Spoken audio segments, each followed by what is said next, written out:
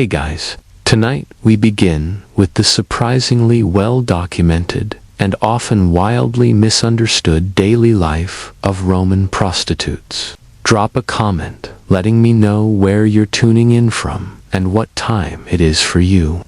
It's always a thrill to see who's joining from across the globe. Now, dim the lights, maybe turn on a fan for that soft background hum, and let's ease into tonight's journey. You wake up, or more accurately, regain consciousness in a space just large enough to avoid elbowing the wall when you turn around. Congratulations, you live in a cellar, Rome's ancient take on working from home. Except here, home is a broom closet, and the job comes with body oil. These rooms were the standard quarters for many of Rome's working women, tucked inside brothels, lupanors, or perched above taverns and bathhouses. Tiny, airless, and bare, they doubled as both bedroom and workspace. Think of it as a studio apartment designed by someone who really hated air, light, and privacy. Your mattress, stuffed with straw, possibly shared with fleas, and faintly scented with wine, smoke, and personal regret. If you're really lucky, it hasn't been stolen. Your possessions: cheap makeup, a comb, maybe, a bronze mirror if you're doing weller, shoved in a corner like they too want to escape. No plumbing, no running water. There's a bucket you actively avoid thinking about. Bathing, that's a public event. Later, at the nearest bathhouse, where the water is communal and the awkward stares come free. But there's no lounging around your room. Doubles as your office, and business hours start whenever someone knocks, barges in, or yells through the door. Privacy. Here, walls are suggestions, and doors are optional decorations. Most days begin with a cleanup, sweeping away yesterday's dust, spilled wine, and any forgotten sandals left behind by the previous night's guests. Next, prep time. Face powder, rouge, and enough perfume to qualify as a safety hazard. You're not aiming to smell good, just better than the guy behind you. You flash a half-sultry smile in your bronze mirror, not because it works, but because pretending helps. A customer once called you charmingly awake, and you're still holding on to that compliment like a cherished memory.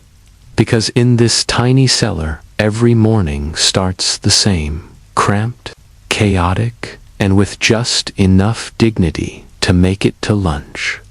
Once you've emerged from your glorified broom closet, it's time to prep for another day of impressing clients and dodging public judgment. But first, hygiene, or what passed for it in ancient Rome. Private bathroom. That's for the wealthy, and even they just had ambitious pots. As a working woman in a city that idolizes marble but tolerates open sewers, your best options are a public fountain or bathhouse, depending on your tolerance for nudity and eye contact. Short on time as usual, loo. Head for a quick rinse at the nearest fountain. Splash water on your face. Swish wine in your mouth if you're feeling fancy. And pray the fountain hasn't recently doubled as poultry wash station. Soap doesn't exist. Maybe you've got Natrana salty powder that scrubs your skin and your pride. If coins jingle in your purse and business has been kind, you might indulge in a proper bath. The great Roman equalizer. Everyone's there, merchants, soldiers, philosophers, and the guy who won't stop oversharing about his hemorrhoids. You undress. Stash your belongings in a niche you'll immediately trust too much and wade into.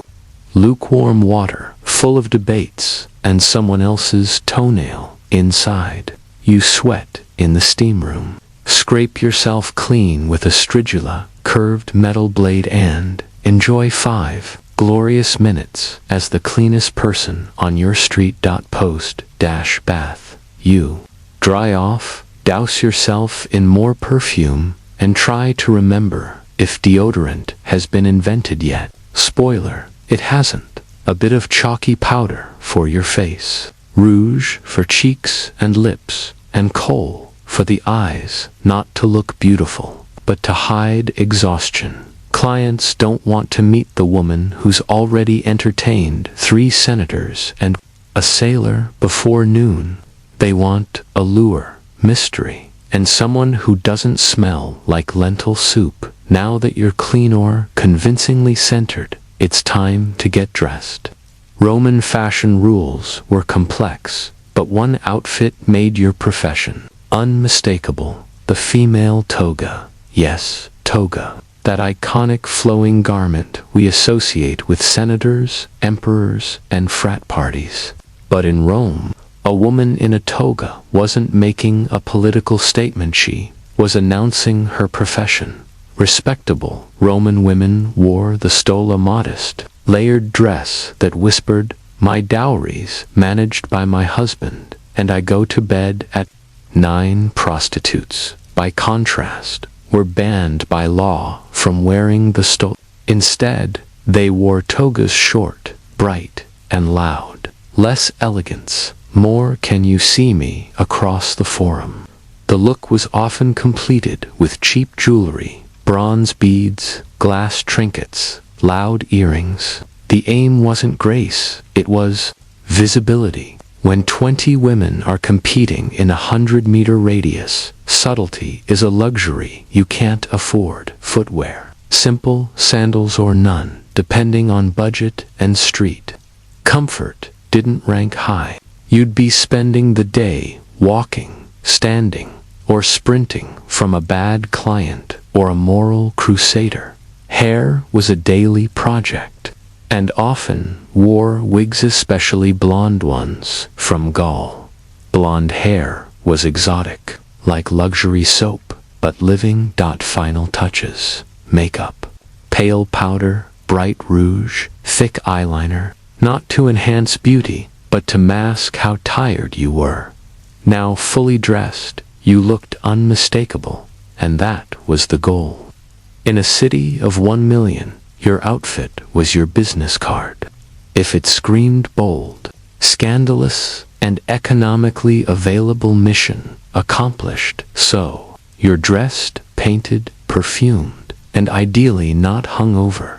Time for the hard part: getting clients in a city that craves sex but pretends to be shocked. It costs money. Marketing in ancient Rome was anything but subtle. No flyers, no websites, and definitely no brand consultants. You had to be seen, heard, or immortalized in graffiti. Ideally, all 3. If you worked in a lupanar, visibility was built in. Brothels sat near bathhouses, markets, and taverns, hotspots for the sweaty bored or impulsive. Dressed in your Notice Me ensemble, you stood in the doorway, calling to passersby with charm, deals, and urgent timing.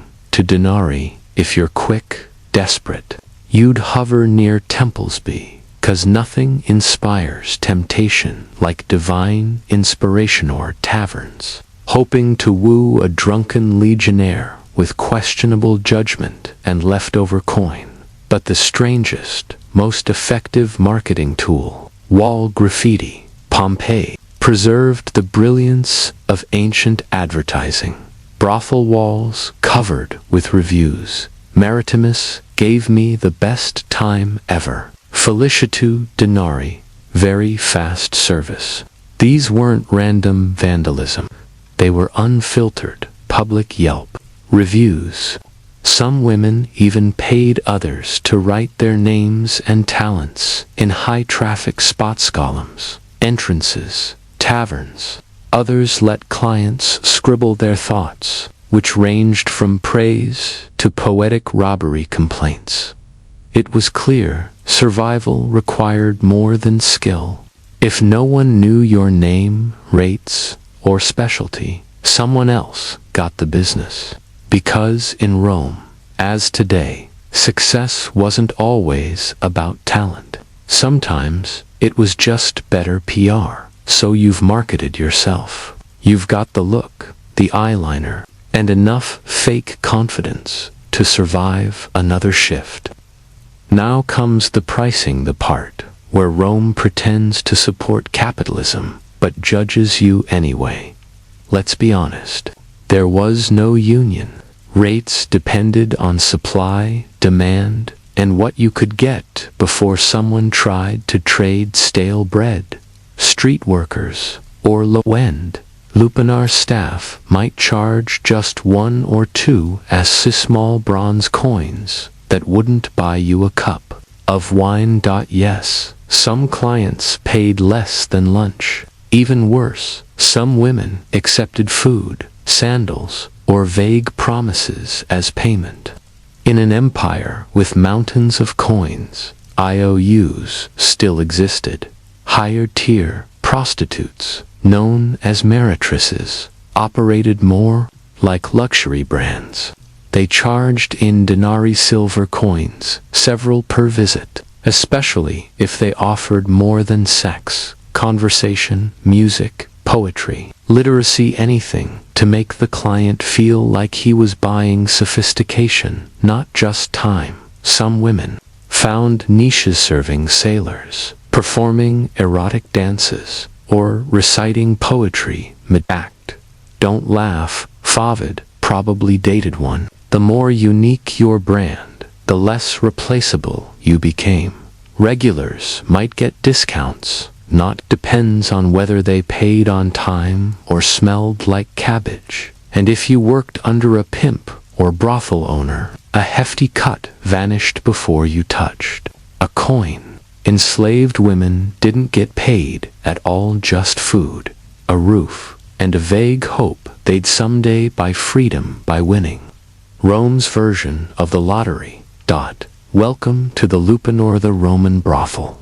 It's not fancy, but it has walls, which, let's be real, is better than a tavern alley. Technically, it's a place of business. Realistically, a sweaty stone maze of bad choices. The word lupanar comes from lupa, meaning chevalf, Roman, slang for prostitute. Yes, your job title was also your animal comparison, not exactly flattering. Most lupanars were cramped. 2-story structures squeezed between bathhouses and bars, prime spots for intercepting foot traffic from half-drunk senators and bored sailors. Inside, a narrow hallway stretched down the middle, flanked by a series of tiny rooms containing a stone bed, a thin mattress, and just enough space to reflect on your life decisions. Forget doors. Curtains marked your privacy. If damp linen and a neighbor snoring through the wall counts as privacy. Rich matrons had solitude. You had fabric and echoes. You weren't alone, of course. A proper lupanar came staffed with multiple working women and one delightful parasite, the Leno pimp or Lena madam. Their role: skim your earnings, promise repairs that never happen, and occasionally shout things like, "Move faster, he's important." Clients came in all types: nervous teens, sweaty legionaries, and balding senators, claiming this was purely an intellectual visit. Some were done faster than a dropped denarius. Others wanted to share poetry, which was arguably worse. During slow hours, you'd post up near the entrance, perfecting your flirty but emotionally unavailable look and calling out to the crowd. Marketing here was a numbers game. 2 coins today only. I'll pretend to care. Yes, the walls were plastered with graffiti, Rome's very own Yelp, carved into stone. Felix was here twice. Ties gives a good time. Occasionally, someone would doodle something artistic. Proportions were way off, but confidence was never lacking. Working in a lupanar wasn't glamorous, but it was stable. A roof, a bed, if you squinted, and a front row seat to the city's strangest parade. Not every Roman sex worker stayed in brothels. Some found themselves by choice or circumstance stationed in Rome's taverns. If brothels were cramped cubicles, taverns were chaotic, open-plan, startups except with more vomit and no stock options. Taverns, called colpanae or popanae, drew, in Rome's finest drinkers, desperate merchants, off-duty soldiers, and detritan gamblers named Gaius, who thought quoting Virgil counted as personality for working women here. The rule was simple: serve wine, sell charm, and avoid the gropes. A typical shift involved pouring watered-down wine into chipped cups for customers too drunk to care. On the other hand, you flirted just enough to keep the denarii coming, though not so much that it started a fight, unless the fight was funny. Then, by all means, let it escalate. Unlike brothels, taverns were technically eateries. That meant you had the added pleasure of background smells, cabbage, fish sauce, and unwashed ambition. The aroma clung to your tunic and your soul. But hey, it helped with the upsell. 2 more coins, and I'll pretend you don't reek of garum. Some women worked the back rooms or upper levels, turning taverns into makeshift brothels with appetizer menus. Others kept it breezy lap-sitting, casual company, and flirty praise like, "Your toga's really clean." That was high praise in Rome. Payment was immediate. Credit didn't exist. If a client tried to stall, you had 3 options: yell, threaten, or call the bouncer, retired gladiator with one eye and a temper like dry tinder. The upside: taverns meant heavier foot traffic and sometimes better tips. The downside: you were a waitress, therapist, and hostage negotiator, and no one tipped for emotional damage. And always, there was background noise, dice rolling, instruments playing, men shouting, and the occasional drunken debate over who invented democracy. Tavern duty was loud, exhausting, and smelled like fermented dreams. But it kept you fedif. You avoided the puddles of regret on your sandals. For the brave or broke, there was always the street. No brothel, no tavern, just raw entrepreneurial spirit and way. Too much confidence. Street work meant balancing independence with the constant risk of arrest. The roads of Rome overflowed with opportunity and sewage. Women working outdoors were known as prostibulae. They haunted alleys, lingered near bathhouse doors, hung out at markets, and sometimes eventh temple steps, because nothing said divine calling like a flash sale outside a shrine to Venus. Daylight brought good foot traffic, but high risk. You navigated gawkers, nosy officials, and angry matrons who blamed your presence for their husband's lack of self-control. Spoiler: it wasn't your fault. You dressed for visibility. Bright tunics, gaudy jewelry, maybe a wig made from imported German hair. Less subtle elegance, more visual flair from across the circus. Maximus. The goal: catch his eye before his wife catches him. Approaching a client required finesse. Smile, compliment the sandals. Whisper your rate before the vigils. Rome's street guards decided your hustle was public disorder. Some men were kind, others were cheapskates. A few were just lost and asking for the bathhouse directions. You learned to spot them by eye contact. Lack of coin jingle, the competition was brutal. You weren't just up against fellow workers. You contended with free lovers, flirty party girls, and gladiators moonlighting for extra cash. Everyone wanted a slice of that denarius dot. No benefits, no safety net, just your charm, your speed, and your ability to run in sandals. Some carried knives. Others relied on nearby bouncers.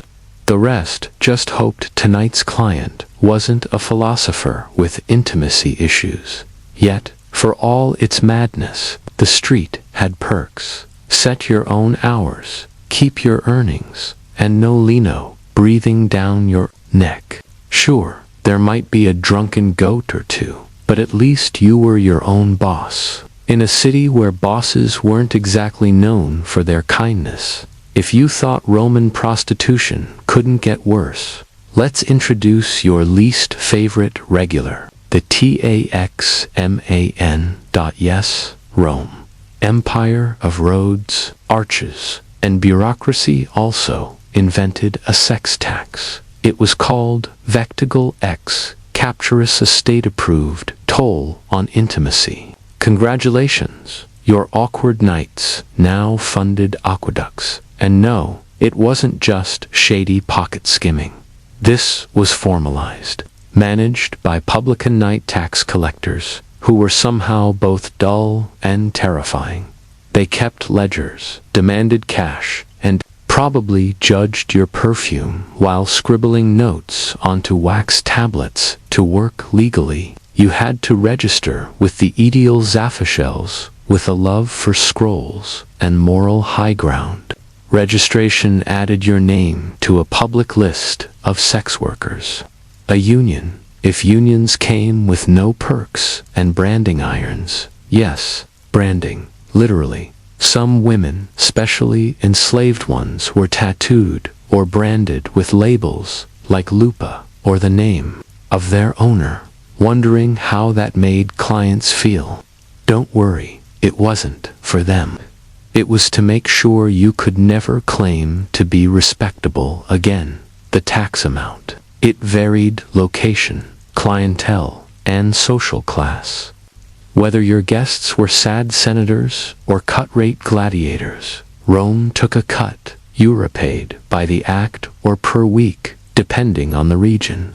There were no deductions for awkward silences, mental strain, or silent existential screams. Refuse to pay, risk, fines, arrest, or getting blacklisted from working. Though enforcement was patchy, especially if you paid under the table or knew how to wink at an edile. Still, the message was clear. We disapprove of your job. Now pay us 10%. On the bright side, at least you could say your work helped fund a temple, probably dedicated to a goddess who still ignored your prayers in Rome. Being a prostitute meant having legal permission to exist and social permission to be shamed endlessly. Sure, prostitution was legal, taxed, regulated, documented, but that didn't stop every senator, priest, and bored philosopher from condemning your existence. Usually right after adjusting their tunics, enter Rome's moral police.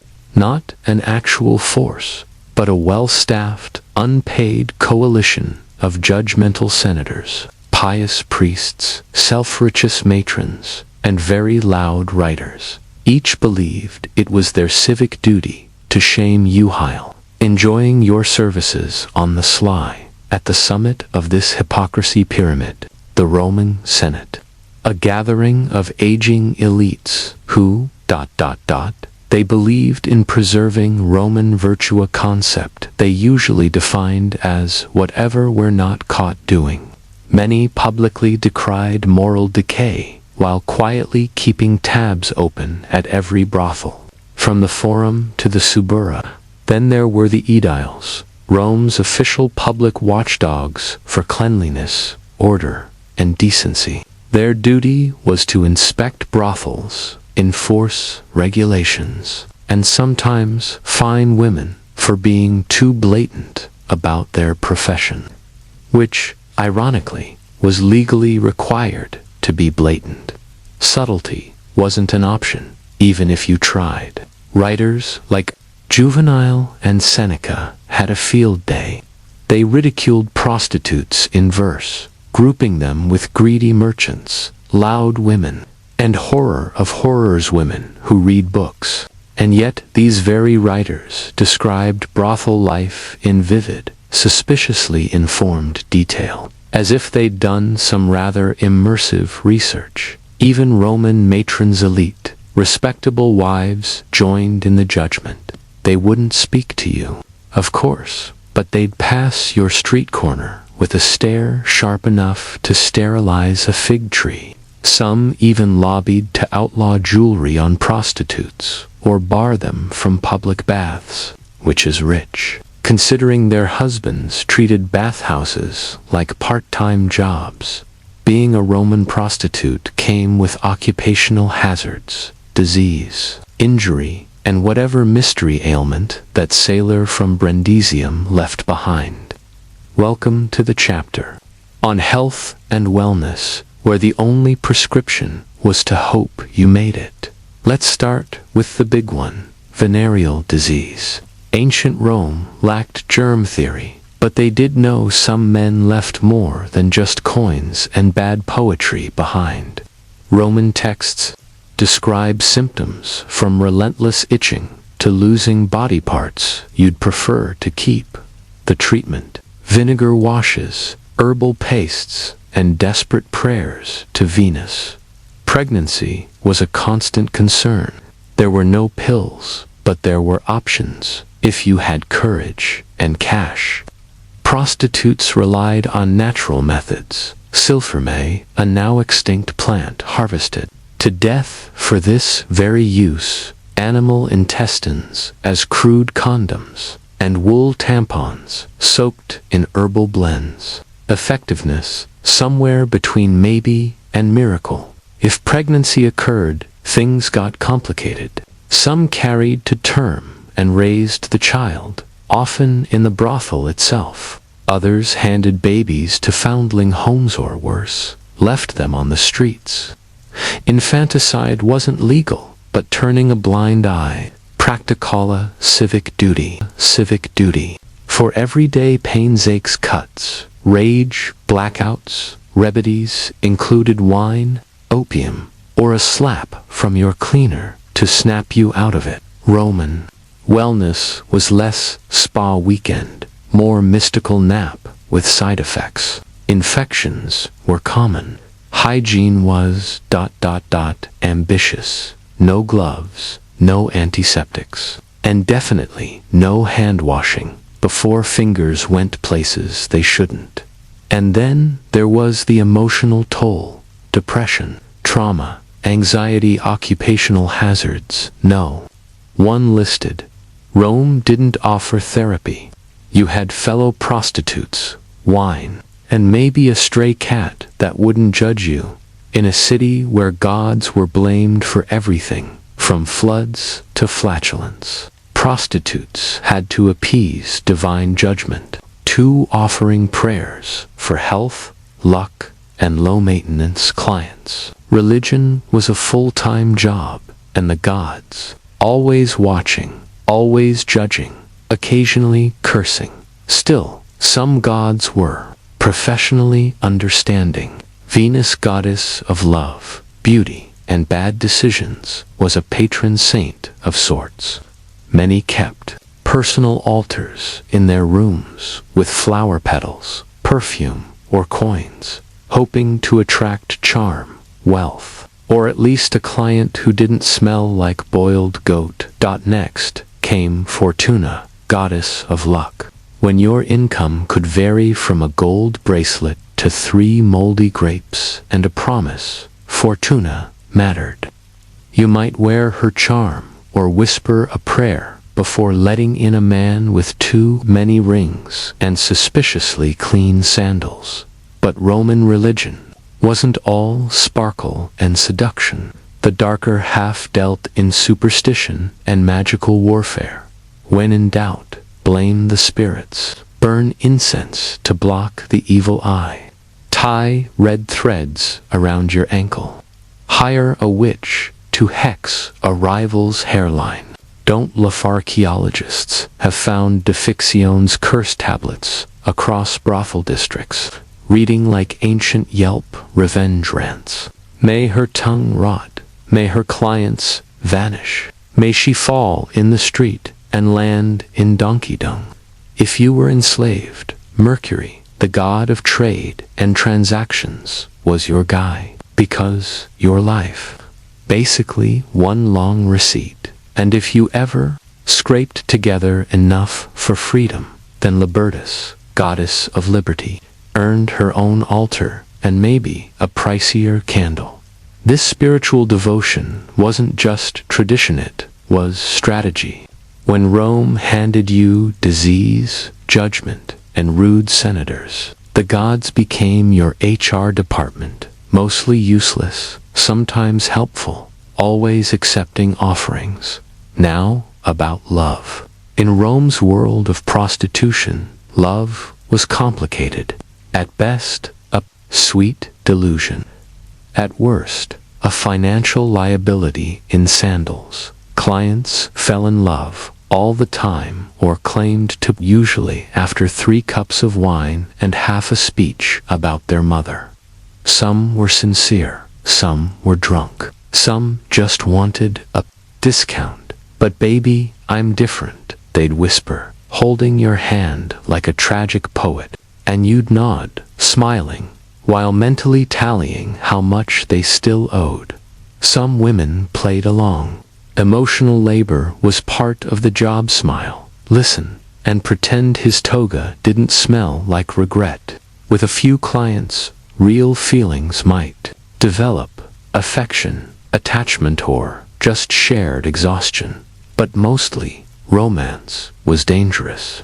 Rome categorized prostitutes as infames legally incapable of marrying citizens. That didn't stop the love stories. There are tales of prostitutes who believed the promises, freedom, a garden house, a ring. Many ended up discarded the moment another woman with sharper eyeliner walked by. Some clients were genuine, gifting poems, jewelry, or even manumission, the legal release from slavery. The rule they prided themselves on preserving Roman virtue, a concept they usually defined as whatever we didn't get caught doing. Publicly, many of them condemned moral decline, all while discreetly maintaining running tabs at every brothel from the Forum to the Suburra.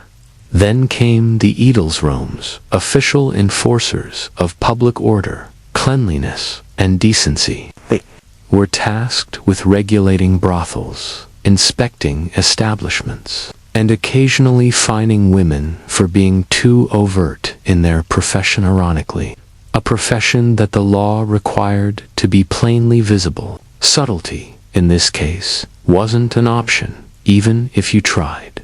Writers like Juvenal and Seneca had a field day.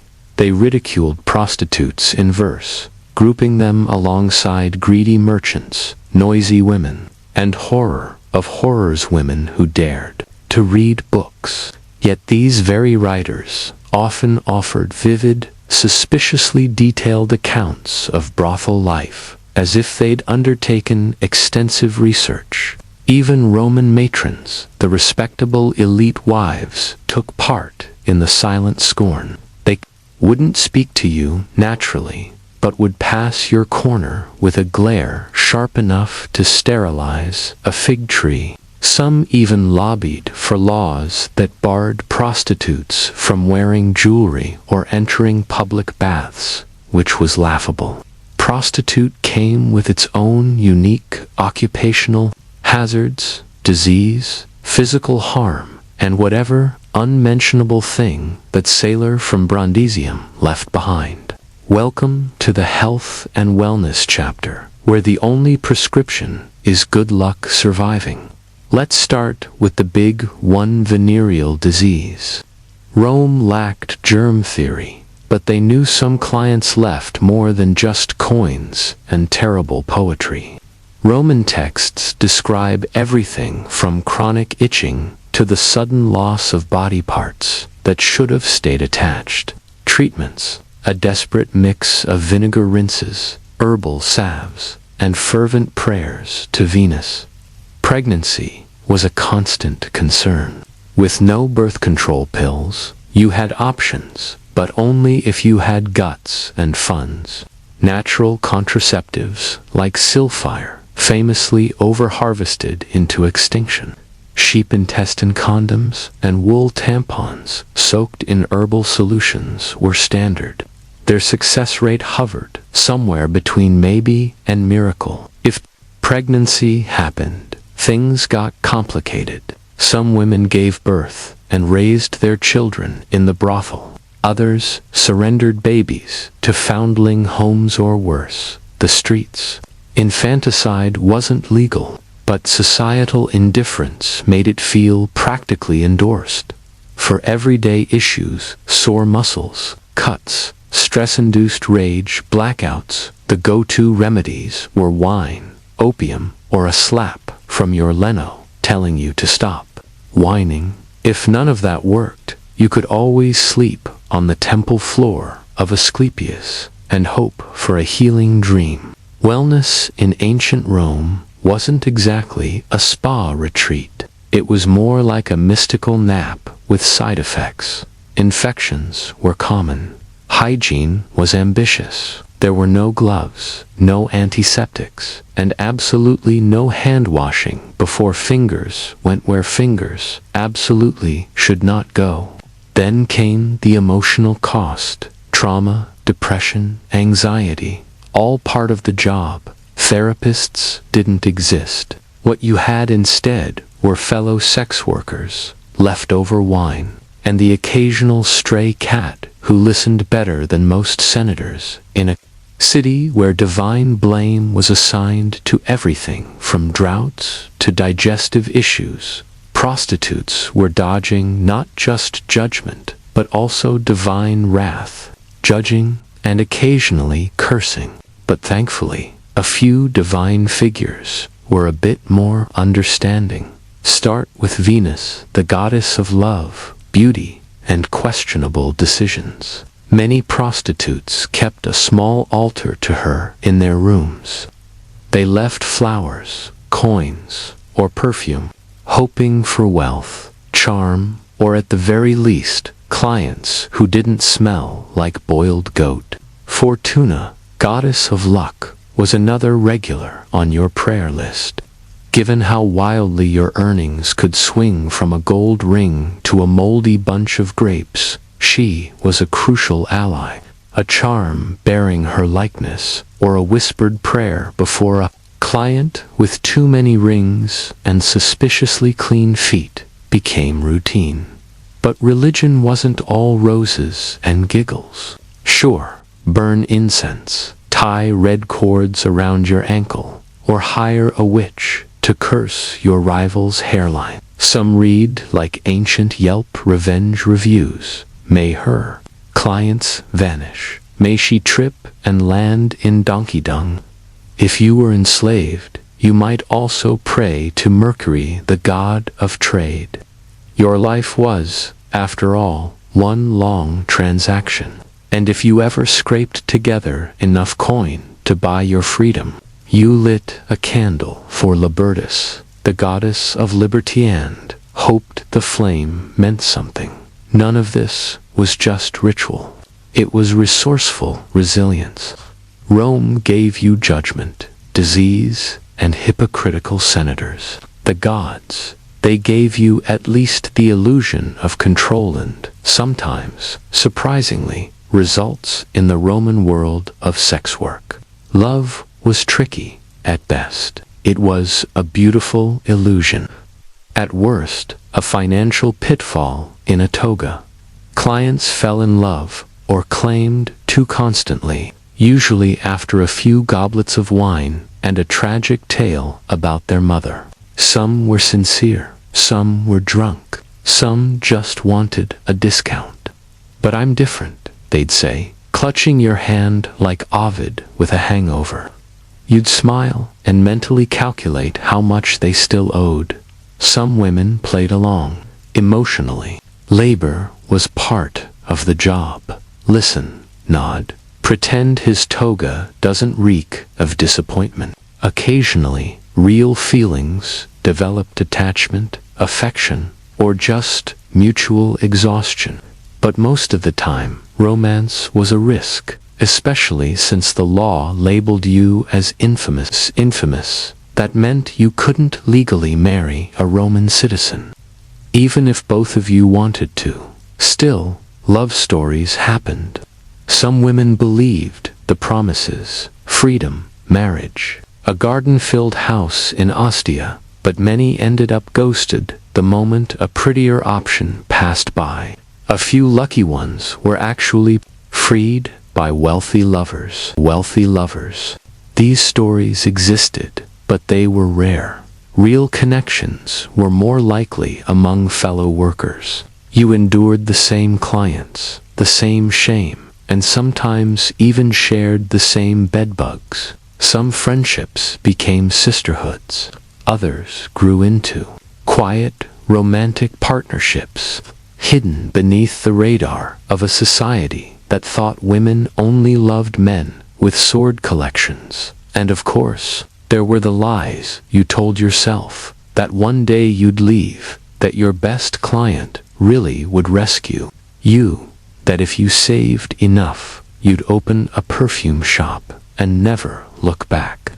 Maybe it was fiction, but in Rome, everyone had a fantasy. Yours just came with dim lighting and lower expectations. In Rome, beauty was currency, and youth was the exchange rate. So what happened when the glow faded, the clients vanished, and your knees popped louder than your earrings? Simply aged out. But you didn't vanish. Some women managed to save enough who had rare clients who actually kept promises and bought their freedom. The lucky ones opened taverns or bathhouses, renting rooms to the next generation of desperate optimists. Others became Madams Lenas, the brothel equivalent of upper management. Fewer clients, more yelling as Alina. You didn't need charm. You needed strategy, threats, and an intimidating tone. You scheduled shifts, kept the books, and ensured curtains were only mildly disgusting. Clients feared you. Workers half respected you. Officials groaned at your arrival. Some retired workers turned to After hearing every client's secrets, predicting disaster came naturally. Others became unofficial therapists, wise women, or herbalists, dishing out sarcastic advice with questionable medical accuracy. But many kept working because pensions weren't a thing for women in togas. Older prostitutes still had clients, they just rebranded. Less young blossom, more experienced, discreet, and tolerant of bad poetry. Looks mattered, but so did reputation. A woman known for her insight, or kindness, or mind-blowing astrology readings could stay in business long after her prime. For those without savings or patrons, the options weren't pretty. You begged, you cleaned temples, you worked until your hands resembled dried olives. Rome didn't care how you aged, only that you did it quietly. But here's the truth, they never carved in marble. For many, mere survival was an achievement. If you reached old age with a sharp tongue and one working sandal, you were already legendary. When people picture Rome, they imagine marble, speeches, and emperors with family trees best left untraced. They don't picture the woman in the brothel, doorway adjusting her wig, counting coins to avoid hunger. Prostitutes didn't just work in Rome's shadows. They were left there by history, edited out so school kids could learn about aqueducts without asking tough questions. Yet, they were Everywhere, in graffiti, laws, satire, love poems, curse tablets, and yes, even receipts. They were a vital part of Rome, treated like morally contagious wallpaper. History often gets them wrong, portraying them as helpless victims or corrupt sepulchres. In truth, many were clever, adaptive, and better at business than half the Senate. They knew how to read people, negotiate terms, dodge danger, and survive in a city that cheered gladiators and scorned mismatched sandals. They weren't all the same. Some were enslaved, some free, some catered to nobles, others to anyone. With 2 coins and halitosis. Some hated every second. Others built tiny empires of routine. Most lived somewhere in between, just like everyone else, in Rome, pretending they weren't exhausted. Their voices were rarely recorded except by poets seeking metaphors, moralists seeking outrage, or archaeologists reading Pompeii's racist wall doodles. But somehow they remain, in carvings, graffiti, loopholes, and sarcastic asides in dusty love poems. These women were erased from respectability, but not from reality. They worked, laughed, conned, cried, and endured. No statues, no golden tombs, just fading ink on crumbling stone. Maritama was Hirand, worth every coin. They believed in preserving Roman virtue, a concept they typically defined as whatever we weren't caught doing. Many of them publicly condemned moral decay, while keeping discreet tabs at every brothel from the Forum to Suburber. Then there were the aediles, Rome's actual public officials responsible for enforcing laws on cleanliness, order, and decency. Their duties included regulating brothels, inspecting establishments, and occasionally fining women for being too obvious about their profession, which, ironically, was legally required to be obvious. Subtlety wasn't even allowed if you tried. Writers, like Juvenal and Seneca, had a field day. They mocked prostitutes in verse, grouping them with greedy merchants, loud women, and horror of horrors women who read books. Yet, these very writers also delivered vivid, suspiciously detailed descriptions of brothel life, as if their research was more hands-on than academic. Even Roman matrons, the elites, respectable wives, joined in the judgment. They wouldn't speak to you, of course, but their passing glare could sterilize a fig tree. Some even petitioned for laws banning prostitutes from wearing jewelry or using public baths, which was ironic considering their husbands treated bathhouses like side jobs. Working as a Roman prostitute came with its own set of occupational hazards, disease, injury, and that unspeakable thing a sailor from Brundisium left behind. Welcome to the health and wellness chapter, where the only prescription was hope, the big one, venereal disease.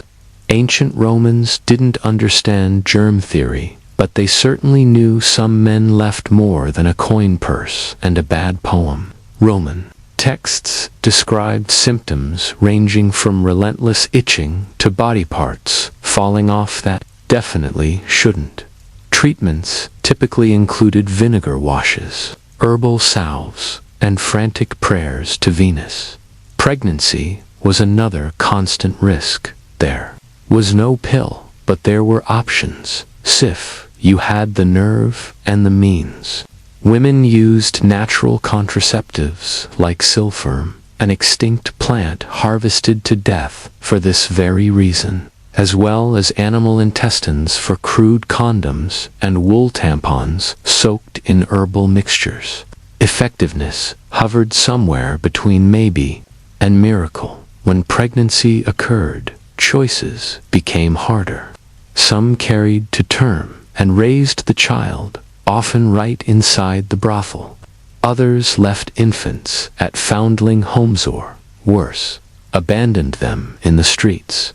Infanticide wasn't technically legal, but looking the other way was practically a civic tradition. For daily struggles like sore muscles, cuts, or stress-induced rage blackouts, the remedies were simple: wine, opium, or a slap from your madam to stop complaining. Failing that, one could visit a temple of Asclepius and sleep on the floor, hoping for a dream that healed. Ancient wellness wasn't a spa weekend, it was a mystical nap with side effects. Infections were rampant. Hygiene was a bold aspiration. No gloves, no antiseptics, and absolutely no one washing their hands before putting fingers where fingers had no business going.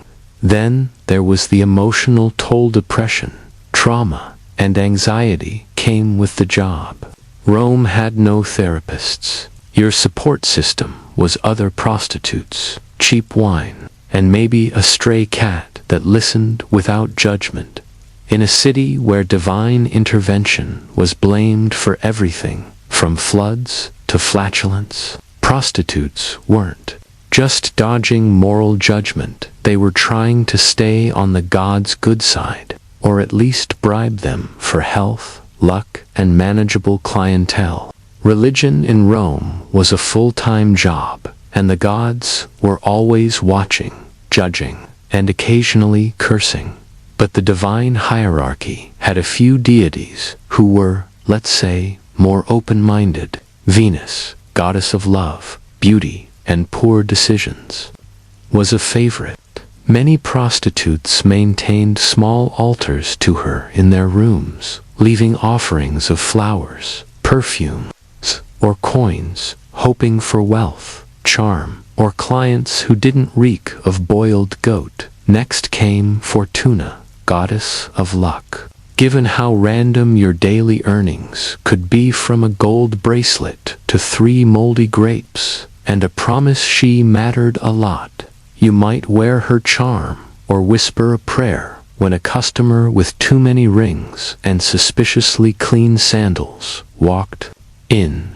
But Roman religion wasn't all flirtation and incense. The darker side involved omens, superstitions, and magical pushback. When in doubt, blame the spirits. You'd burn incense to ward off the evil eye, tie red threads around your ankles for protection, or hire a witch to curse a rival's hairline. Don't scoff. Cursed tablets called defixiones have been found all over Roman red light districts, reading like angry Yelp reviews. May her tongue rot. May her clients dry up.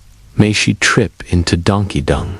If enslaved, you might pray to Mercury, god of trade and transactions. Fitting, since your life was basically one long receipt. And if you ever managed to save enough for freedom, Libertas, the goddess of liberty, got her own private altar and a slightly pricier candle. This spiritual effort wasn't just tradition, it was survival with flair. When Rome gave you judgment, disease, and rude senators, the gods became your HR department, mostly unhelpful, occasionally useful, and always accepting offerings. As for love, in the world of Roman prostitution, it was complicated. At best, a sweet illusion. At worst, a costly liability in a tunic. Clients fell in love all the time, more claimed to, usually after 3 cups of wine and a soliloquy about their mother. Some meant it, some were drunk, some wanted a discount. But baby, I'm different, they'd say, gripping your hand like tragic poets. And you'd smile politely while calculating how much they still owed you. Some women returned the affection or pretended to. Emotional labor was part of the job. Smile, listen, and pretend his toga didn't smell like sadness. Occasionally, something real formed attachment, fondness, or just mutual fatigue. But most often, love was a distraction you couldn't afford. Rome legally branded prostitutes as infamous. That meant no marrying citizens, even if you wanted to. Not that it stopped anyone from trying. There are stories of women falling for regular clients, promised freedom, marriage, a garden home only to be discarded the moment someone with sharper eyeliner passed by. Still, a few clients truly adored their companions, gifting them poetry, luxuries, and even legal freedom manumission. These stories existed, but they were rare in meadows, forest edges, and near settlements. Nettle grew abundantly, making it easily accessible to both healers and households. Its medicinal properties were vast, and its resilience in harsh climates reflected the strength and endurance highly valued by the Vikings. Nettle was mainly employed to address conditions linked to blood and vitality. Viking healers prepared teas or broths from nettle to combat fatigue, iron deficiency, and general weakness. High in iron, calcium, and vitamin C, nettle served as a natural tonic, especially vital during long winters when illness was rampant and fresh food scarce. Warriors recovering from combat or children recuperating from fever were often given nettle to restore their strength. The leaves were dried or cooked to neutralize their sting before being brewed into infusions. These preparations were believed to cleanse the blood, boost circulation, and help the body eliminate harmful substances. Nettle also exhibited mild diuretic properties, making it beneficial in managing fluid retention and joint pain common among laborers and the elderly. In external remedies, nettle was applied in unexpected ways. The method of urticaria, where aching limbs were struck with fresh nettle stalks, aimed to stimulate circulation and alleviate stiffness or arthritis. Though painful, it was thought to bring heat and renewed energy to cold or rigid parts of the body. This approach, though unorthodox by modern standards, was built on generations of observation and a strong belief in the plant's rejuvenating abilities. Beyond its medical applications, nettle was practical in daily Viking life. Its fibers were woven into rope, fishing nets, and even fabric, particularly when flax or wool were in short supply. This dual role of sustenance and utility made nettle deeply embedded in Viking culture. Symbolically, nettle represented endurance. It flourished in disturbed soil and re-emerged each year, no matter how often it was cleared. In a Norse world where survival demanded resilience and adaptability, nettle embodied those traits. For the healer, it was a testament to the idea that even the most painful plants could offer relief, and that strength often emerged from sources that first seemed hostile. Viking herbal medicine was never documented in formal texts during the era itself. Instead, it was preserved through oral tradition and chants, passed from mother to daughter, in hand movements shared among wise women, and in the quiet work of healers who relied on experience, nature, and inherited belief. This knowledge system was rooted not only in environmental awareness, but in Norse cosmology. In Viking life, to heal was not only to mend the body, it was to restore the equilibrium of the individual, the home, and the invisible ties to the divine. Healers relied on what the land provided. They knew which herbs to collect in spring, which roots to dry by autumn, and how to preserve remedies for the long, unforgiving winters. yarrow, angelica, birch, juniper, meadow, mugwort, garlic, and nettleach had distinct properties, yet together they formed a complete understanding of the body in sync with the natural world. Treatments addressed physical symptoms, yes, but they were also symbolic. Illness could be interpreted as a disturbance in fate, a test from the gods, or an imbalance between visible and invisible realms.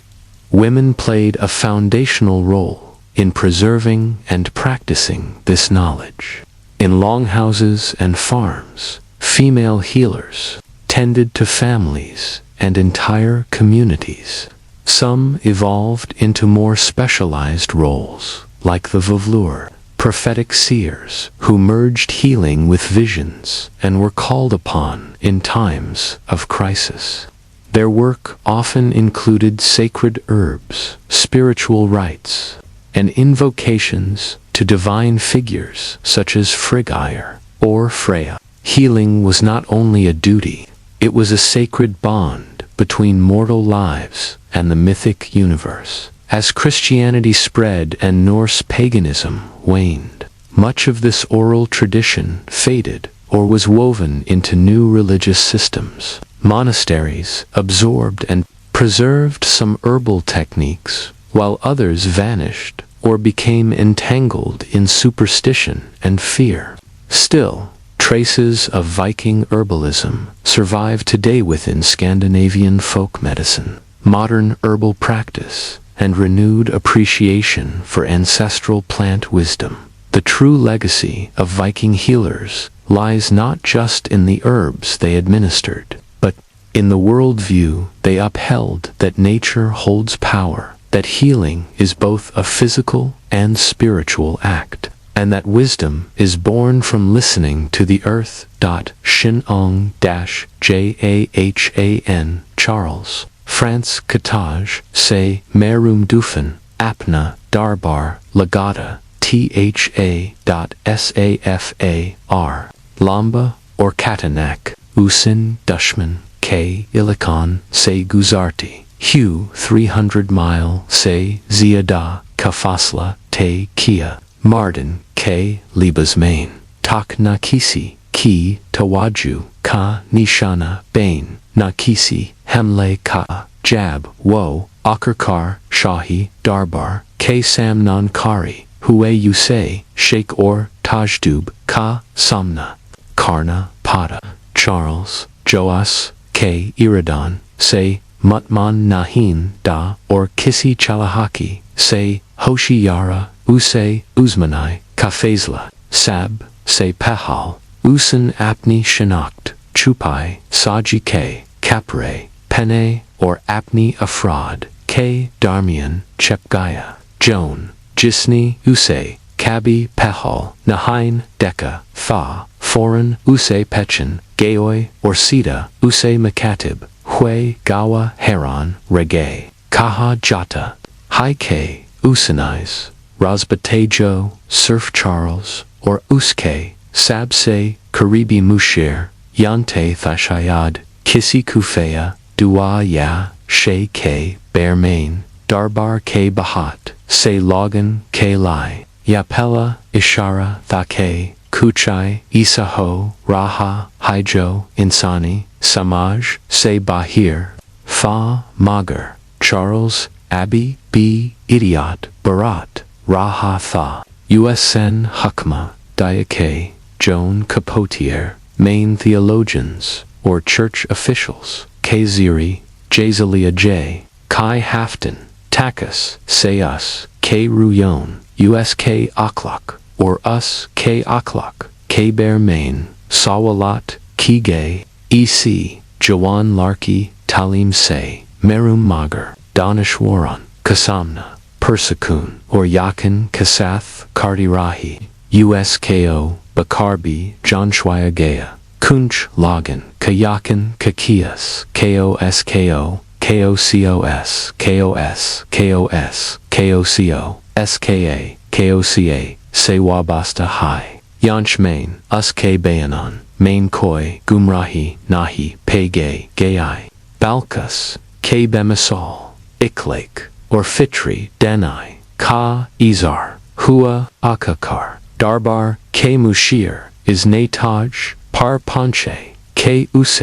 faj, k sath, or lian bejna, chahai, magar us, se pehol, jon, niek, nishani, manjek, AC cheese, joseph, sipahi, kanahi, balki, kuda, k, pagamber, karup, zahir, ker, usane, kalam ki, darkwast ki, use, ek, soft, janda, dia, gaya, yezpar, masaiha, ki tasvir, or Jesus, Maria k, alphas, katakashtha, the, yajanda, uskalai, azim, Taran, Nishani, Bangaya, Har, Jangmain, Wo Use, Sath, Layati Thi, or Dawe K, Sath, Keti Thi, K, Use, Talwar, Parnahi, is Jande Par, Ziada Fakar Hai, Usa Ek, Kos, Saft, Sira B Penai, Gai, or Ek Talwar, D, Gai, Gai, Gai, Gai, Gai, Gai, Gai, Gai,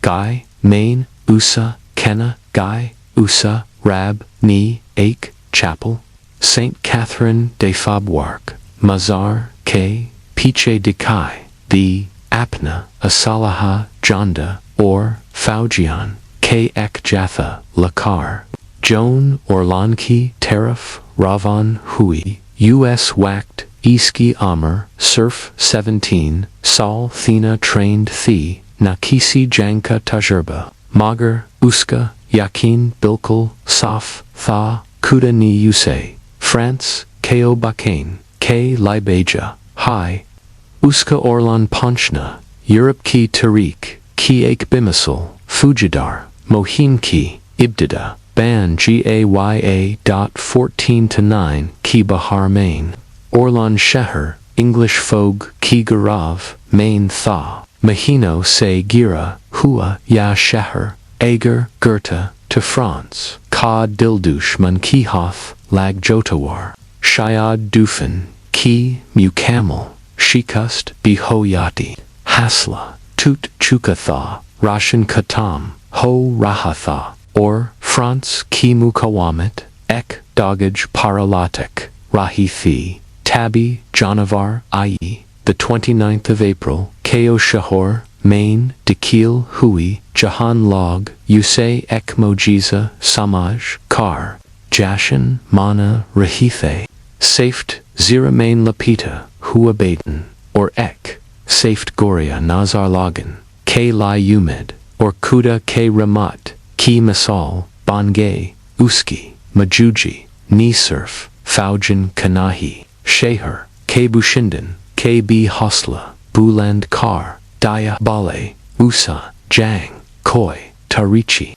Ilam Nahi, Tha Joan, Ni, Pazam, Layaz, Sebat Ki, or Foreign English Fortifications, K. Kilof, Karwai Kia, Mutalba Kia, French, Afsaran, Jo Pehel, Ake, Dehati, Larki, Ki, Hidiat, Lean, Say, Hikakate, Thay, Uskilagan, or Iman, Say, Mutasir, Way, Joan, Ni, Dawe, K, Sath, Kaha, Ki, Uske, Owazan, Ni, Use, Fate, Ki, Bashara, Di, Haitapni, Ka, Muri, K, Bawajud, Wo, Faujian, K, Sath, Kud Maidoni Jang, Main Utatar, Axer, Sab, Say Katarnak, Jagapar, Mojud Hoti, Thea, Us, K Hosle, Ni Dusran, K.O.B., Nea Jaspa Daya, Ek, Half Day, K Ander, French Faj Ni Kai Jungi, Karwayan Ki, or Garator Dia, Joan Surf, Talwar, Nahi Balki, Janda, Uthe, Faujian K.O., Iman, or Maxaid K, Jazbe, K Sath, Locker Rahi, Thi, Latol, K. Kyle, Par, Hamle, K. Doran, Wo, Zakmi, Huek, Terrace, K. Kanda, Mainlaga, Magar, Peach, Nahi, Hadi, Zakim, Bondwa, Kar, Dubara, Maidan, Mainlot, II, Faujian, Ko, Age, Barnay, Ki, Dawat, Dedi, Rahi. 8. Makeo, English, Faj, Nigera, Kara, Daya, or Peach Hetgaya. Ye, Ake, Hiratangas, Fata, Theas, Nijang, Ka, Rokbadel, Daya, Daya, Salanbad, French Faj, Nipeli Martaba, Ake, Faisla, Kun, Zarba, Lagaya, Tha, Arjon, Kakurdar, Inkar, Karne, Kiloyak, Nahi, Fa, Uski, Rinumaye, Uska, Bikaf, Rawaya, or Uski, Ruhani, Kwatni, Jang Kapasa, Palatar, Daya Olian, Kijit Surf, Ake Faujdar, Komiabi Nahi, Thi, Nahai, Yaha, Yaha, Komiafi, Yaha, Nahi, Siha, Make, Karadest, Fa, Dom Remi, Ki, Is Dahati, Larki Niapni, Ilahi, Mission, Capella, Hissa, Mukamel, Carlia, Chenonware Charles, the uncrowned Dauphin of France, held his court. The journey had been long and perilous. She had traveled over 300 miles through enemy-controlled territory, disguised as a man to avoid suspicion and assault. When she finally stood before the royal court, she was met with a mix of skepticism and fascination. Charles, unsure of her intentions and cautious of deception, decided to put her to the test. To begin, he disguised himself in common clothing and hid among his courtiers. Joan, who had never seen him before, immediately identified him and addressed him directly. Onlookers were stunned. She reportedly revealed private information that only Charles and his closest advisors could have known, perhaps a personal prayer or inner doubt. For many at court, it was the first indication that something extraordinary was taking place. Still, Charles remained wary. He ordered that Joan be examined by theologians and church officials in Poitiers. For weeks, she was interrogated on matters of her visions, her character, and her faith. A teenage girl, facing scholars and churchmen, she answered with calm and clarity. Her virginity was even examined, as purity was believed essential to her divine purpose.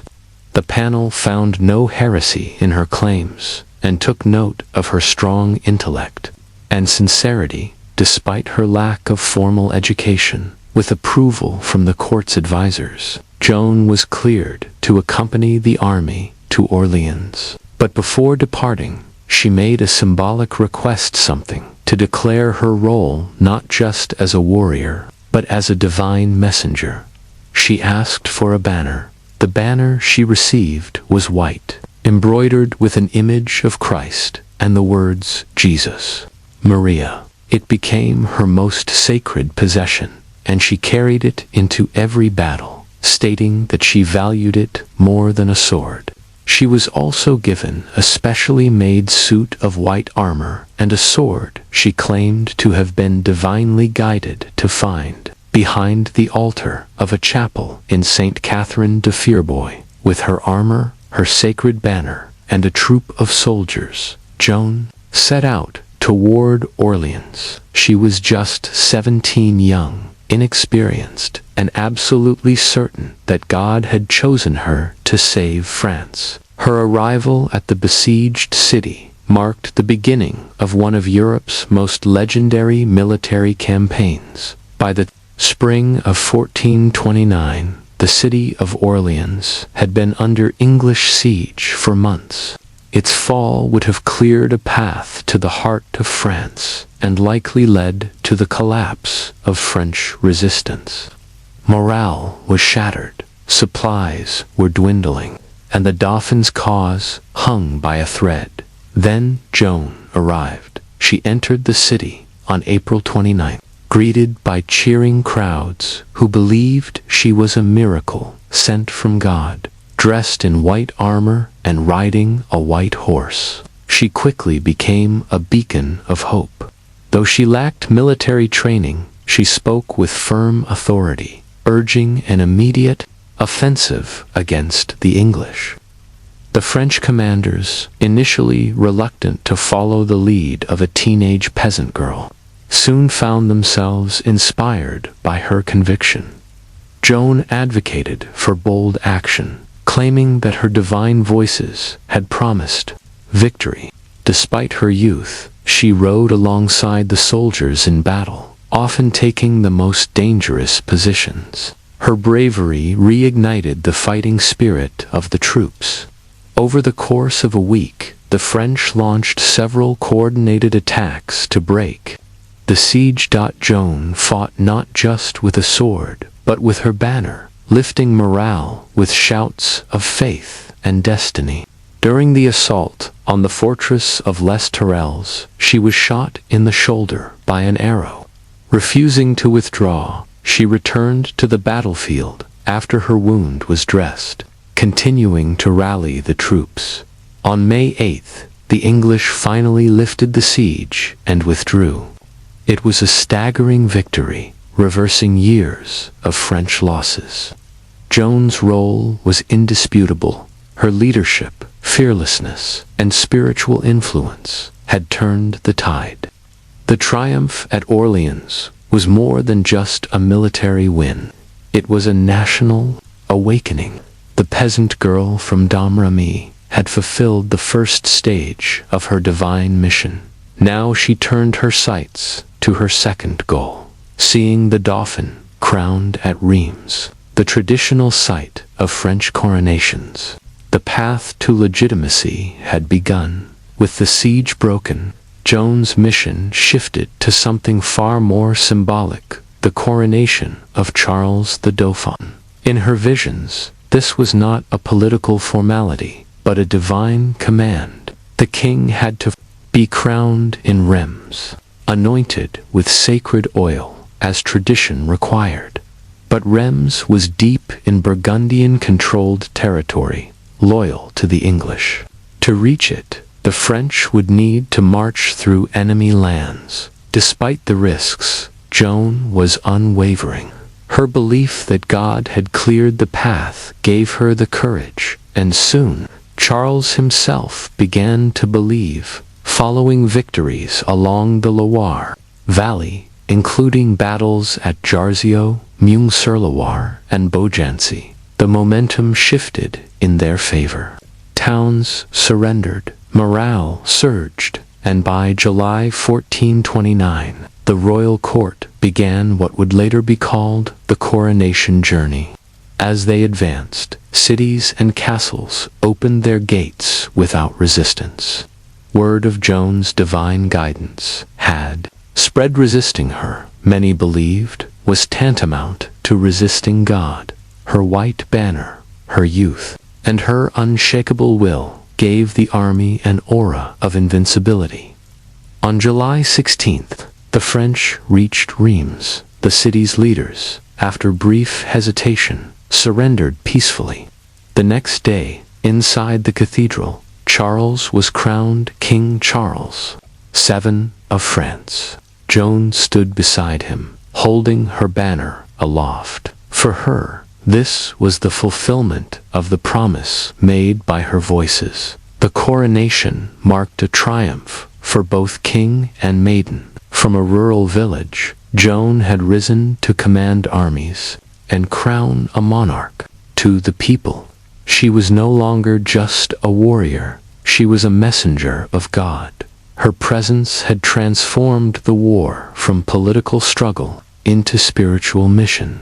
But victory brought tension. With Charles crowned, some at court began to question Joan's influence. Political concerns resurfaced. While she had fulfilled her calling, Joan was not finished. Her next goal was to liberate Paris. Yet the unity she had inspired began to falter.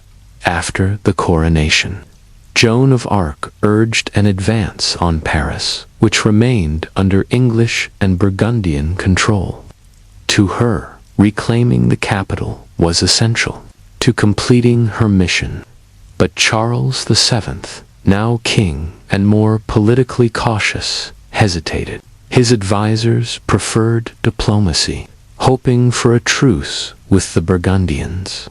Joan remained steadfast, warning that delay would only strengthen the enemy. Eventually, Charles agreed to the campaign, but without conviction. He offered few troops and delayed the effort, undermining it from the start. Joan reached Paris in early September 1429 and prepared for battle. The city was well defended, with strong walls and experienced troops. On September 8th, she led an assault on the Porte Saint-Honor, one of the main gates. As always, she carried her banner and led from the front, calling for faith and courage. The battle was intense. Arrows and stones rained down from the walls. Joan was struck in the thigh by a crossbow bolt, but refused to retreat. She remained near the front lines, urging another attack, but the offensive faltered. As night fell and casualties mounted, royal commanders ordered a retreat against Joan's objections. The failed assault marked a shift. While Joan's standing with commoners and soldiers remained strong, the court began to doubt her. Charles, now secure as king, no longer relied on her leadership. Political calculations, fear of escalation, and distrust of Joan's spiritual claims began to erode her support.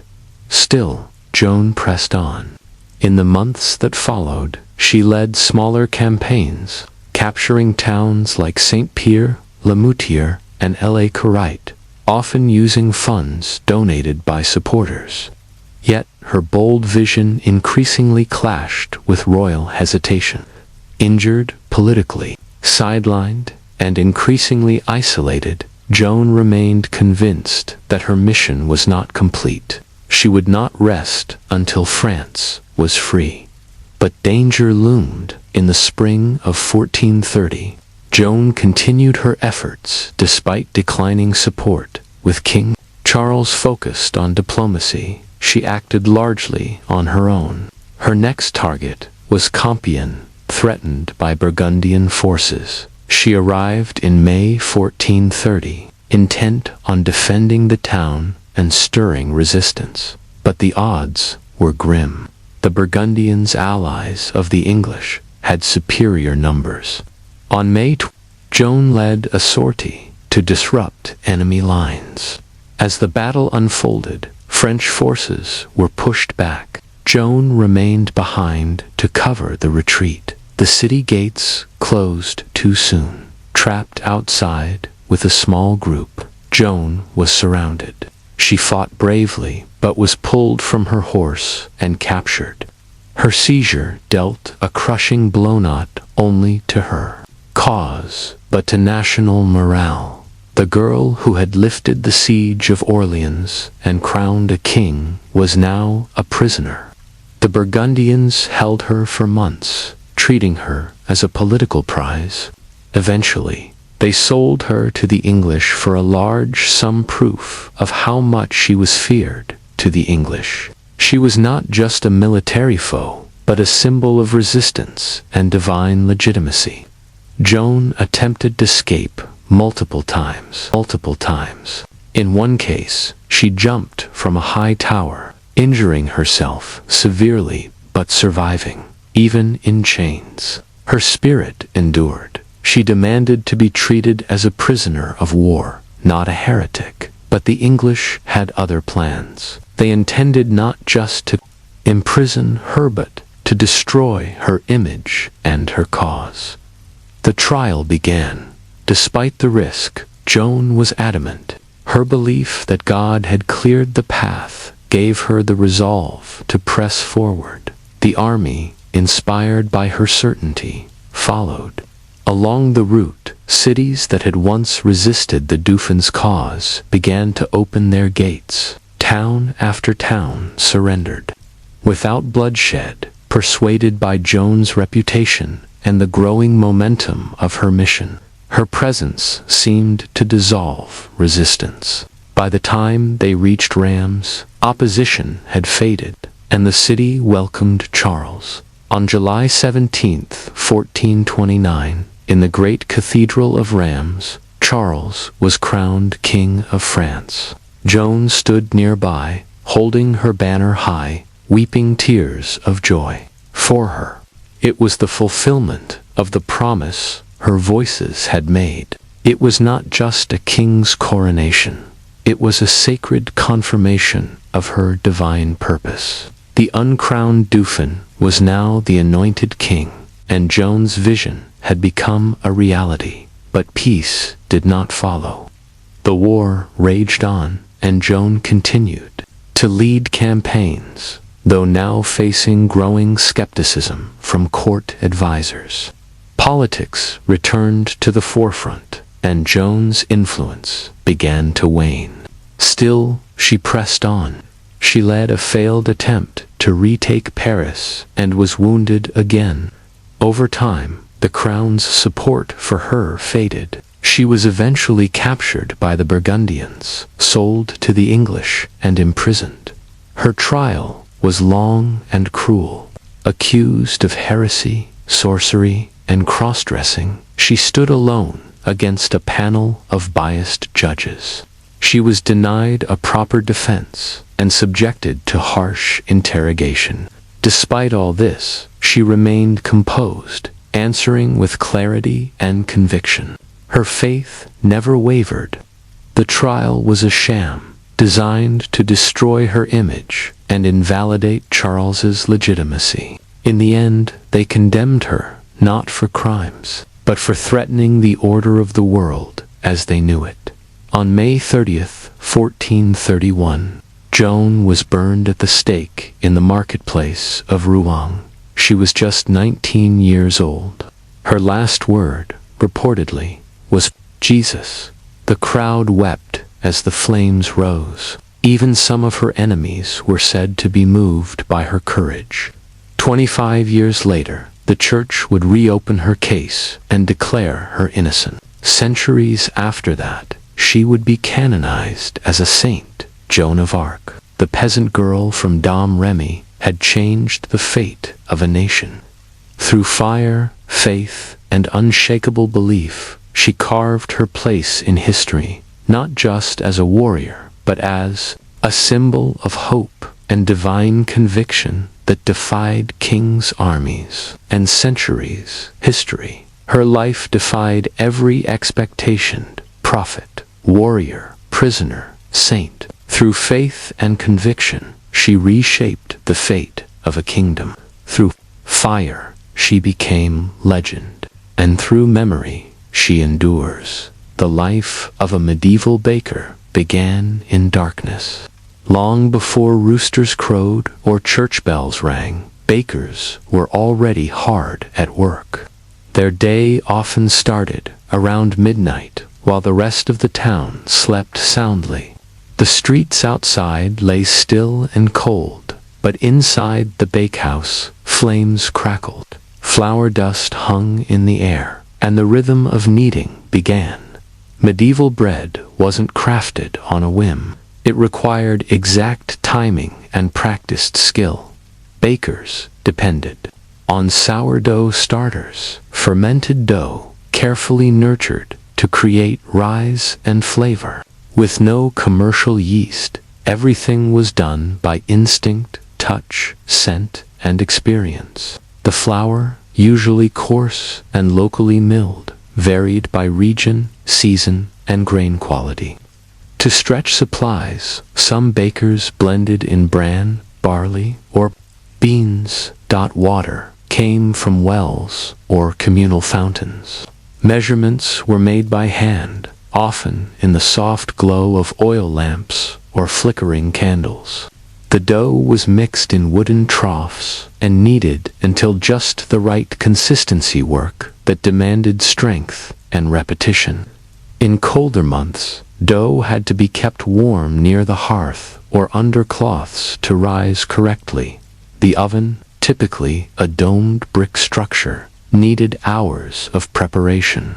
Bakers would burn bundles of wood inside until the walls radiated intense heat. Ashes were then carefully swept out, and the floor wiped clean with a damp cloth or wooden peel before loaves were slid in. By the time the town began to setting up stalls, church doors opening for morning mass, the baker's first loaves were already emerging golden from the oven. The scent of fresh bread filled the air, a smell tied to survival. For much of the medieval world, bread formed the base of every meal, but for the baker, it marked only the beginning. Deliveries awaited, customers needed serving, records had to be kept. And once the oven cooled and the workspace was cleared, rest was brief. Tomorrow's dough would need mixing before the moon set again. In medieval towns, a baker's labor never truly ended. To keep up with this relentless pace, medieval bakers relied not only on flour and fire, but on tools shaped by generations of craftsmanship. The bakehouse, whether of stone or timber frame, was simple in appearance, but housed a specialized world within. Every item served a purpose, and working efficiently could mean the difference between earning a living and facing penalties. The heart of the bakery was the oven, massive, dome-shaped, and made of clay or brick engineered to retain heat for hours. Heating it was no quick task. Bundles of oak or beechwood were burned within until the walls glowed with retained heat. Once hot enough, the ashes were drawn out, and the bread was loaded using a pila, long-handled wooden paddle used to slide loaves deep into the oven without injury. The kneading trough, carved from solid wood or built from sturdy planks, was another indispensable tool. Wide and low, it allowed bakers to lean into the dough, mixing and working it entirely by hand. In larger bakehouses, several troughs might be used simultaneously to keep pace with demand. Measuring tools, though primitive, were vital. Wooden scoops or hand-carved measures were used for flour and salt, though accuracy could vary. Scales were rare, and precision was often enforced by town officials or local guilds. Cheating customers by shorting the weight of loaves could lead to harsh fines or, worse, flour was stored in cloth sacks or wooden barrels, and water was hauled in buckets from wells or nearby streams. In wealthier towns, bakeries might also use sieves to remove husks or impurities, particularly when catering to elite clientele. Coarser flours were reserved for the lower classes, but perhaps the most valuable tool was the baker's handsclist, instinctive and trained by repetition. They could tell when dough was ready, when the oven had reached its peak, and when a loaf had begun its final crackling chorus. Every tool had to be cleaned and reset before the next day began. Humble though they were, these tools sustained the rhythm of life, transforming raw grain into daily bread in the hands of a medieval baker. Each object played its part in feeding an entire town. In the medieval world, bread was far more than a food staple. It was the foundation of every meal and a visible marker of class. Nearly everyone ate it, but not all bread was equal. What you ate revealed your place in society. The wealthiest nobles, clergy, and affluent merchants demanded the finest bread, manchet, or white bread, crafted from carefully sifted wheat flour.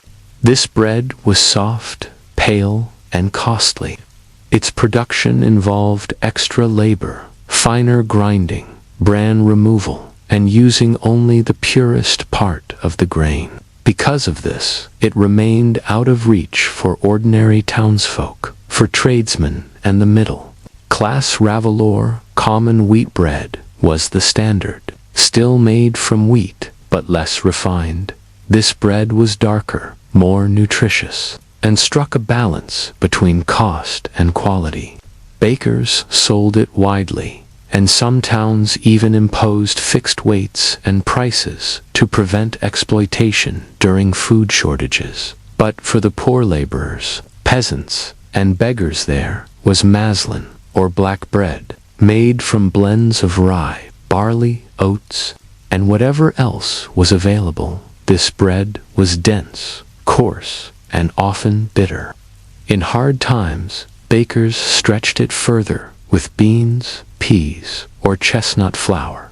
It filled the stomach but also reminded the eater of their place. Monasteries reflected this range.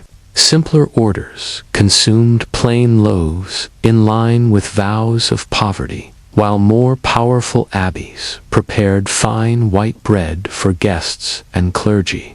Bread also played a charitable role. During feasts, wealthy hosts would serve food on trenchers, thick slices of stale bread used as plates.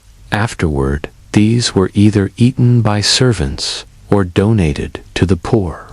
Nobles and monasteries often distributed bread at their gates as an act of piety. A skilled baker had to navigate this entire spectrum. They didn't just bake one kind of loaf, they crafted multiple varieties daily to serve every level of society.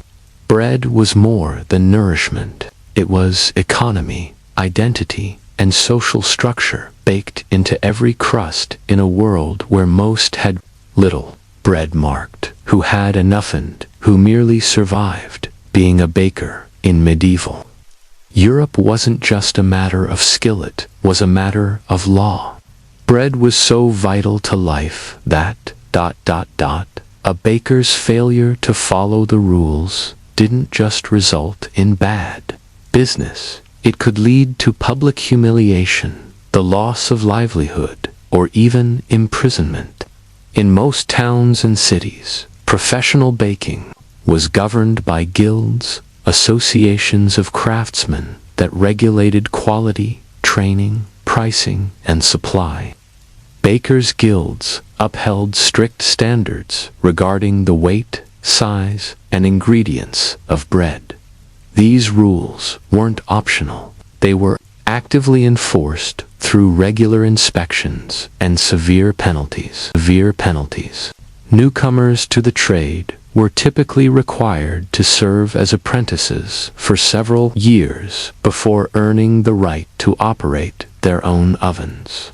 Guild membership was both a privilege and a safeguard. It granted bakers permission to sell in the town, market, and offered a measure of economic security.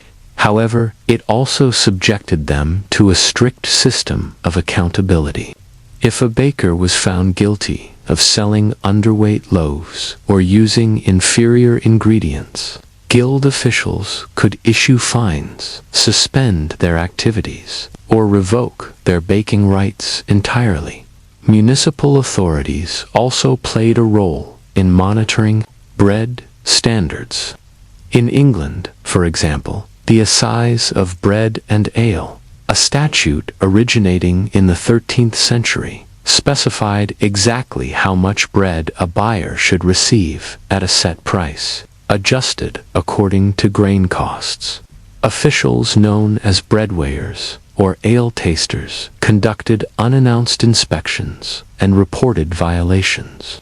Punishment for breaking these laws could be severe. Some bakers were pilloried, locked into public stocks, where they were mocked or pelted with stale bread and spoiled food. Others were made to march through the streets with substandard loaves hanging around their necks. Repeat offenders could face banishment from the trade or permanent exile from town.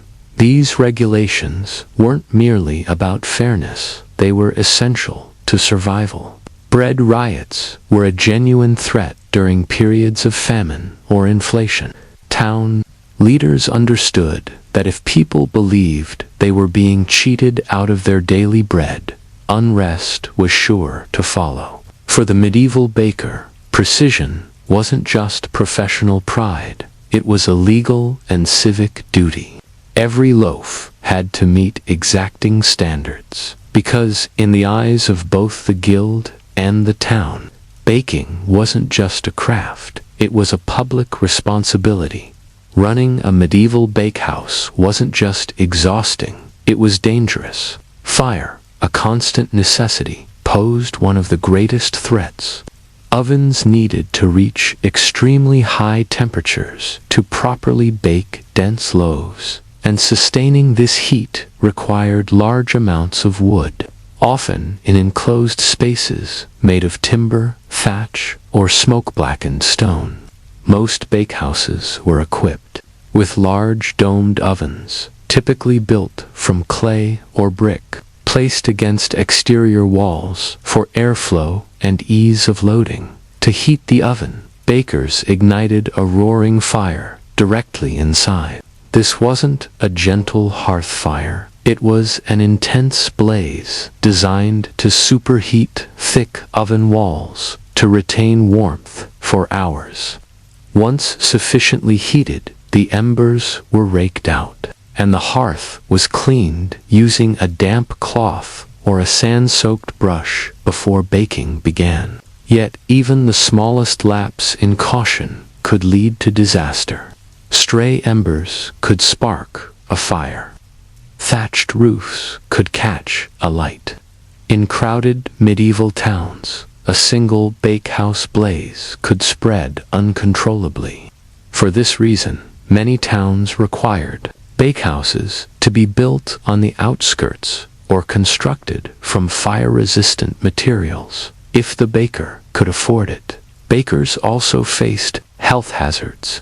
Long-term exposure to smoke and heat damaged the lungs and skin.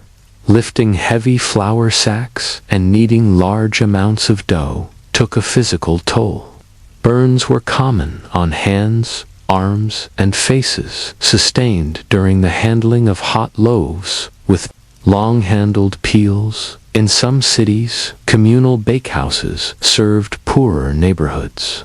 Families would prepare dough at home and bring it to a central oven run by a professional baker. While this arrangement conserved fuel and reduced fire risks in individual homes, it introduced other concerns. Loaves could be stolen, tampered with, or ruined in the oven. Bakers were held responsible for ensuring each household's bread was returned safely and properly baked. Any negligence could result in formal complaints. Because bread was such a vital necessity, any disruption to a bakehouse from fire, illness, or injury could have town-wide consequences. It wasn't only the baker who suffered. The entire community felt the impact. Despite all these dangers, the bakehouse remained a central part of daily life, a place of relentless labor, glowing heat, and critical rhythm, where risk and reward smoldered side by side with every loaf pulled from the oven. While the image of the medieval baker often centers on male guild members and apprentices, women played a crucial, if frequently overlooked, role in the daily production of bread. In many towns and villages, especially beyond the reach of large cities, women were the principal bakers for both family and community. Their presence in the bakehouse was fundamental to keeping ovens hot and people fed. In rural regions, women typically handled household baking. Using communal ovens or modest home hearths, they baked for their families. When they had extra, they sold loaves at the market or directly from their homes. For many, this side business provided a rare form of independent income in urban areas. As well, widows of bakers were sometimes allowed to continue operating their late husbands' businesses, occasionally rising to become respected bakery owners in their own right. While guilds were predominantly male, they weren't completely exclusive. In some parts of Germany and France, female bakers received formal recognition. Women could inherit licenses, manage bakeries, and train apprentices, including daughters or nieces. A few even petitioned for full guild rights and succeeded, though such victories required navigating significant legal and social hurdles. Inside the bakehouse, women performed the same grueling tasks as men, mixing dough in large troughs, hauling flour and water, maintaining oven temperatures, and selling bread in markets. Many served as bread sellers, carrying baskets on their heads, or pushing carts filled with loaves through city streets. These women often represented the public face of the bakery, interacting with customers and managing daily sales. Yet, despite their labor, women were typically paid less and received less credit than their male counterparts. They were also more vulnerable to accusations of cheating or selling poor quality bread, and faced harsh penalties when complaints were made.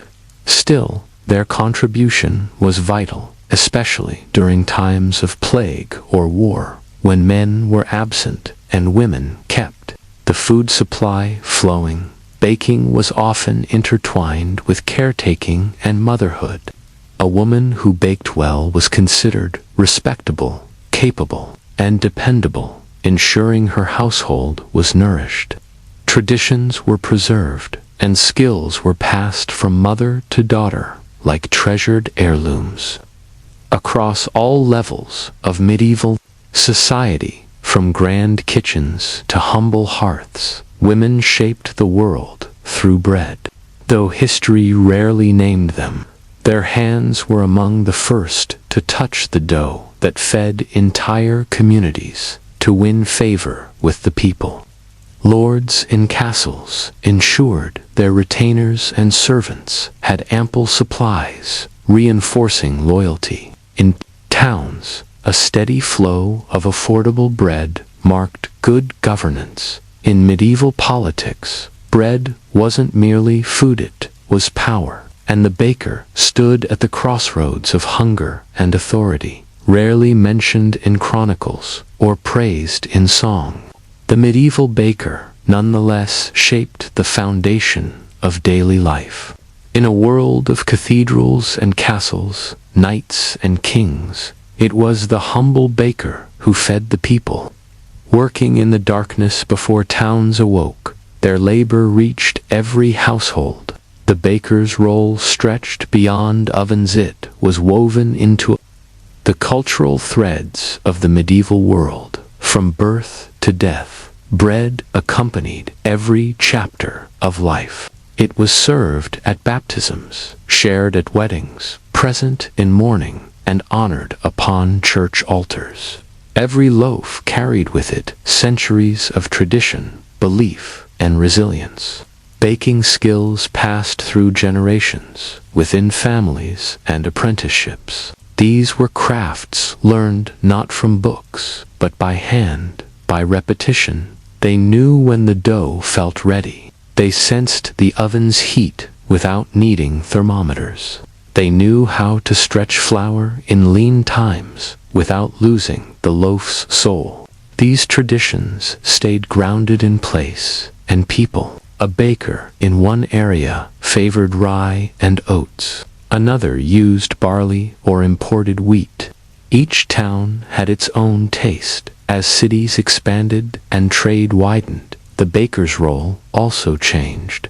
By the late Middle Ages, commercial bakeries became more widespread. Baking grew from a household craft into a thriving trade. Innovations like windmills and watermills boosted flour output.